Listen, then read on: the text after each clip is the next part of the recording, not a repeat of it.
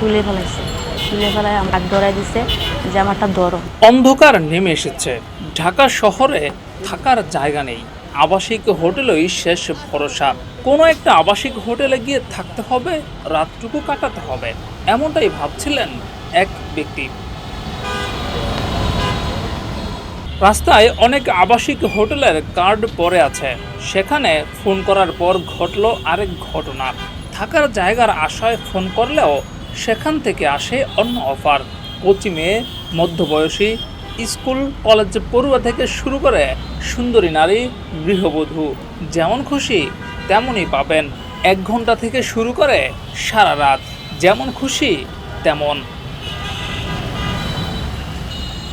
রাতে থাকার জায়গা প্রয়োজন, আবার সঙ্গে আছে বাড়তি পাওয়া হিসেবে নারী সঙ্গ।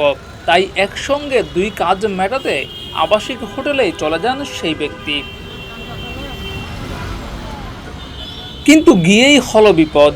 বুঝতে পারলেন তিনি কি ফাঁদে পড়েছেন।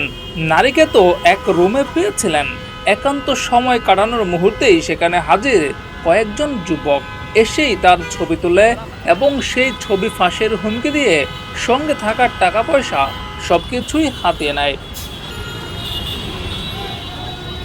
এমন ঘটনা ঢাকা শহরে নিত্যদিনের ঘটনা।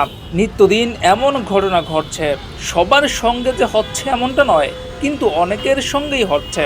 আর এসব ঘটনার পর মান সম্মানের ভয়ে কেউ অভিযোগও করে না, ফলে পার পেয়ে যায় অপরাধীরা।